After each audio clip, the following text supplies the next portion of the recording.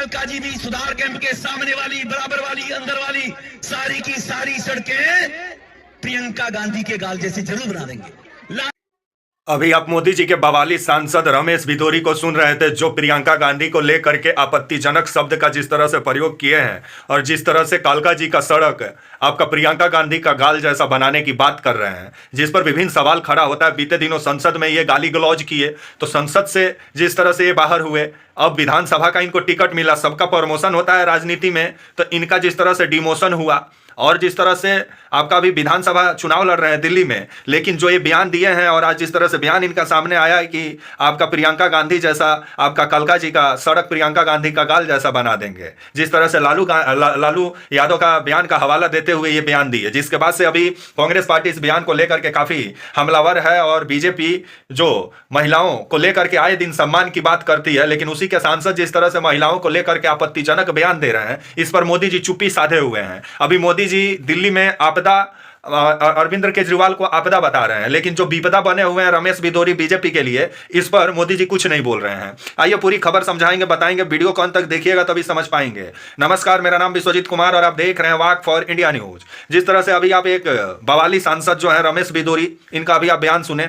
बीते दिनों ये संसद में जिस तरह से एक दलित सांसद का जिस तरह से मां बहन करते हुए नजर आए और जिस तरह से ये महिलाओं का अपमान करने के लिए चर्चा के केंद्र में पहले भी रहे हैं और ये विवादित नेता वैसे भी हैं, और बाद में बीजेपी इनको संसद का टिकट दी, संसद पहुंचे, लेकिन मां बहन किए तो बीजेपी इनको संसद वाला टिकट नहीं दी, अभी विधानसभा वाला टिकट दी हुई है। लेकिन विधानसभा में जाने से पहले जो ये बयान दे दिए हैं, अभी पहुंचेंगे कि नहीं इसका ठिकाना नहीं है। अभी चुनाव आयोग तारीखों का ऐलान भी नहीं किया है, लेकिन दिल्ली में पूरा चुनावी माहौल बना हुआ है। मोदी जी भी बीते दिनों जिस तरह से विभिन्न विकास परियोजनाओं का उद्घाटन किए, सावरकर जी का कॉलेज का उद्घाटन किए, जैसे विभिन्न काम अभी मोदी जी के द्वारा दिल्ली में किया जा रहा है और केजरीवाल को आपदा बताया जा रहा है। लेकिन जो बीजेपी पार्टी के लिए अभी विपदा जो बने हुए हैं रमेश भिदोरी जी, क्योंकि इनका जो बयान सामने आया है कि प्रियंका गांधी का गाल जैसा कालका जी का सड़क बना दिया जाएगा, जिसके बाद से अभी कांग्रेस पार्टी काफी हमलावर है। और वैसे भी मोदी जी महिला सम्मान की बात करते हैं, आए दिन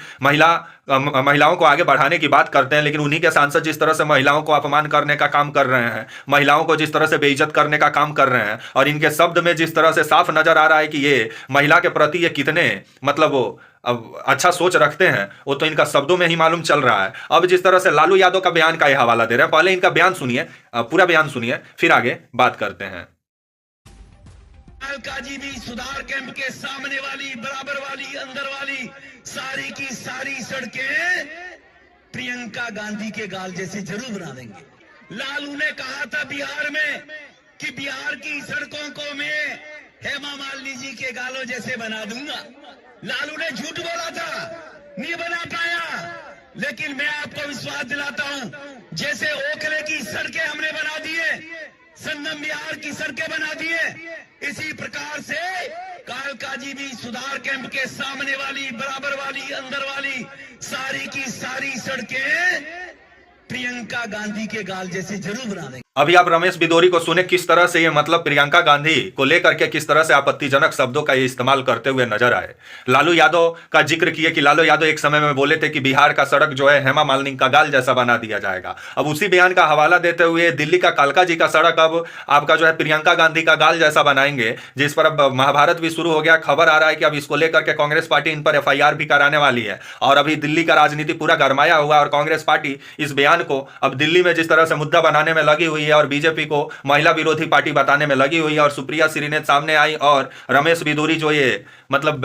बयान दिए हैं प्रियंका गांधी को लेकर, इस पर जबरदस्त निशाना साधी। और आपका सुप्रिया श्रीनेत का कहना था, जो कांग्रेस पार्टी की प्रवक्ता है, कि जो बीजेपी है वो महिला विरोधी पार्टी है, सिर्फ दिखावे के लिए ये लोग महिला की सम्मान की बात करते हैं, लेकिन ये लोग आए दिन महिलाओं का अपमान करते हैं। और वो तो साफ दिख रहा है, जब बीजेपी के पूर्व सांसद अब विधायक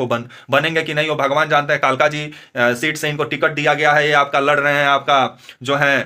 आतिशी जो अभी CM है आपका दिल्ली का, उनके विरोध चुनाव। और अब जिस तरह से ये आपका प्रियंका गांधी को लेकर के जो बयान दिए हैं, जिसके बाद से अभी जो आपका कांग्रेस पार्टी है, क्योंकि कांग्रेस पार्टी अकेले चुनाव लड़ रही है दिल्ली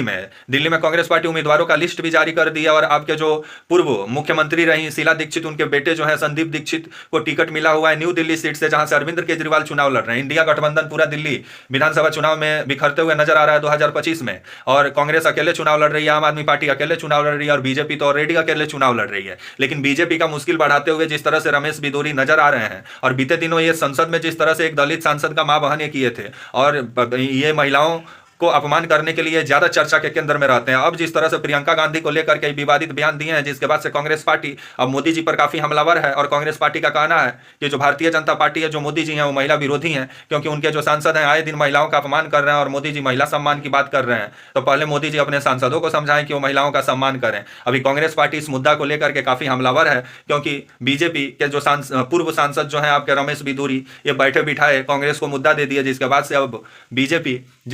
बीजेपी को जिस तरह से कांग्रेस पार्टी अभी महिला विरोधी पार्टी बताने में लगी हुई है, तो आने वाले समय में ये बयान बीजेपी को महंगा पड़ सकता है दिल्ली में, क्योंकि इसका मुद्दा बनाने में लगी हुई है। तो आने वाला समय ही बताएगा कि ये बयान से किसको फायदा होता है, किसको नुकसान। तब तक के लिए आप मुझे इजाजत दीजिए और आप हमारे channel walk for India news को प्लीज लाइक और सब्सक्राइब और शेयर करना ना भूलें। तब तक के लिए नमस्कार, जय हिंद, वंदे मातरम।